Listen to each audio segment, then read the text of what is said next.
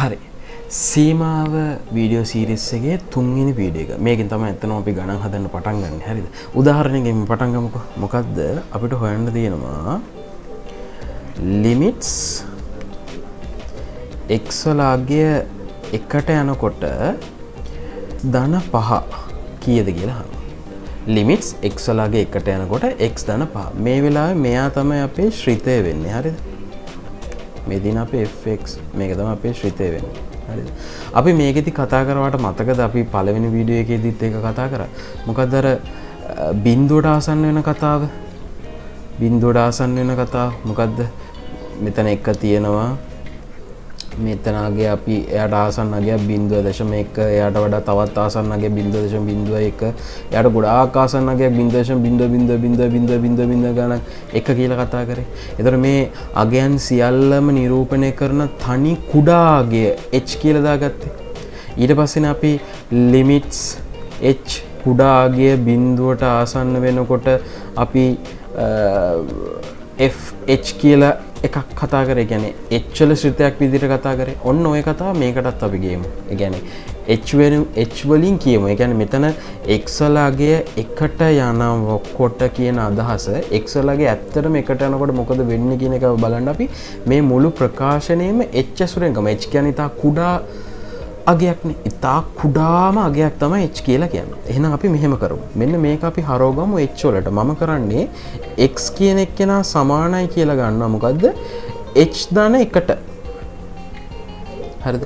h කියන්නේ කුඩා අගයක්. h ධන 1ට. එතකොට මම මේ මුළු ශ්‍රිතේම h වලට හරව ගන්න එකක් කරගන්න. මොකද්ද කරන්නේ? මුළු limits කතාවම limits දැන් x නෙමෙයි යන්නේ මේ simple h එක බිඳුවට ආසන්න වෙනකොට මේ ශ්‍රිතේ ලියවෙනවා දැන් මොකද්ද? 1 ධන h ධන 5යි කියලා. මොකද කළේ මේ උඩ ශ්‍රිතේ තියෙන x වෙනුවට h ඇසුරෙන් මම ප්‍රකාශ කරගත්තා. මම x කියන එක ලියාගත්තා h ධන 1 කියලා. h කියන්නේ හරි කුඩා අගයක් හින්දා මේකේ අගයේ වෙනසක් වීම තේරෙන්නේ නැහැ. මම ඊට පස්සේ මේ පල්ලෙහා සීමාව ලියාගත්තා. ඒකත් ආවේ ඇත්තටම මෙන්න මේක මෙන්න මේකතන පොඩි වෙනස්කමක් කළා. දැන් මගේ x කවුද? දැන් මෙතන තියෙන මොකද්ද? x කියන එක නා එකට යනකොට කියලානේ මෙතන තියෙන්නේ. මෙන්න මෙයා. නේ? එතකොට x වෙනකොට මම කවුද ගත්තද? h ධන 1 එකට ගියා. මේ එකට එක ඉවත් වෙලා තමයි මේ එකට එක ඉවත් වෙලා තමයි මෙතන h කියන එක කෙනා බිඳුවට ගියා කියලා අපි මෙතන හදාගත්තේ දැන්. එහෙනම් h කියන එක කෙනා බිඳුවට යනකොට මගේ x වෙනුවට දැන් ඉන්නේ කවුද? 1 ධන h 5ට යනවා. h ධන 5 කියලා එනවා. එතකොට මේක අපිට තව චුට්ටක් සරල කරලා හැකි limits h බිඳුවට යනකොට මොකද්ද මෙතන? 6 ධන h කියලා තමයි තියෙන්නේ. අපි මේකෙදි කිව්ව මොකද්ද? h වල අගය බිඳුවට ආසන්න වෙනකොට h වල අගය බිඳුවට ආසන්න වෙනකොට එයා නොගෙනිය හැකි තරම් කුඩා වෙනවා. h නොගෙනිය හැකි තරම් කුඩා වෙනවා. h නොගෙනිය හැකි තරම් කුඩා වෙනකොට මේකේ h වල බලපෑමක් නැහැ. එහෙනම් මෙයා කාටද යන්නේ? මෙයා 6ක් වෙන උත්තරේ. මෙයා 6ක් වෙනවා. අපි ඔයත් එක්කම තව උදාහරණයක් කතා කරමුකෝ. limits x වල අගය එකට යනකොට x වර්ගය ධන 3යි x ධන 4 කාටද ආසන්න වෙන්නේ කියන එක තමයි. මේකෙත් අර කතාව මම කරන්නම්. මොකද්ද මම කරන්නේ? h ඇසුරෙන් මේ මුළු ප්‍රකාශනයම හරව ගන්න යන්නේ. h ඇසුරට හරව ගන්න යන්නේ මුළු ප්‍රකාශනයම. ඒකෙදි කරන්නේ මොකද්ද? මම මෙතනින් මේක දිහා බලලා මම h ආදේශ කරගන්න මම කරනවා x කියන එක කෙනා සමානයි h ධන 1. එයා දැම්මහම මෙන්න මේ සීමාව h බිඳුවට යන්න ඕන. මගේ ඒක තමයි බලාපොරොත්තු වෙන්නේ.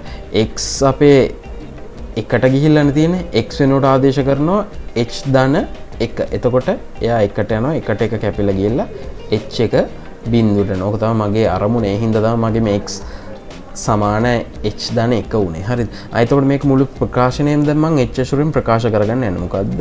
limit h බිඳුවට යනකොට අතන එනවා h ධන 1 වර්ගය ධන 3 වාරයක් h ධන 1 ධන 4 කියලා ප්‍රකාශනය වෙනවා. මේක අපි ටිකක් ප්‍රසාරණය කරගමු. එතකොට ලිමිට් h එක බිඳුවට යනකොට මෙතන ප්‍රසාරණය කරොත් h වර්ගය ධන 2h ධන 1 ධන 3h ධන 3 ධන 4යි. මේක අපි ආයෙත් සරල කරගත්තොත් ලිමිට් h බිඳුවට යනකොට ඔක්කොම h පද ටිකම එකට ලියන්න නියත පද ටික පස්සේ ලියන්න. එතකොට එනවා මෙතනින් h වර්ගයක් එනවා. මෙතන 2i h උයි 3i h උයි එකතු වෙලා ධන 5i h එකක් එනවා. ඊට පස්සේ නියත ටික එකතු වුණොත් මෙතන 1 තියෙනවා, ආයෙත් මෙතන 3 තියෙනවා, මෙතන 4 තියෙනවා. හරිද? එතකොට ඔතන එනවා ධන 8ක් එනවා. හරිද? මේකෙදි h කියන කෙනා h කියන කුඩා අගය බිඳුවට ආසන්න වෙනකොට එයා ගොඩාක් කුඩා වෙන එක නොගෙනී හැකි තරම් කුඩා. එතකොට h කියන අගය ගොඩාක් කුඩා අගයක් වෙනකොට h වර්ගය ඊටත් වඩා කුඩා වෙනවා. එතකොට මෙන්න මෙයයි ඒ කියන්නේ මෙන්න මේ h වර්ගයයි hy නොගෙනී හැකි තරම් කුඩා වෙනවා. මේ දෙන්නම බිඳුවට ආසන්න වෙනවා.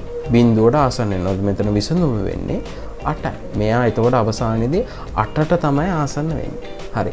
මේ තිබ්බේ අපි දැන් කතා කරේ සීමාව වීඩියෝ සීරීස් එකේ 3 වෙනි වීඩියෝ එක.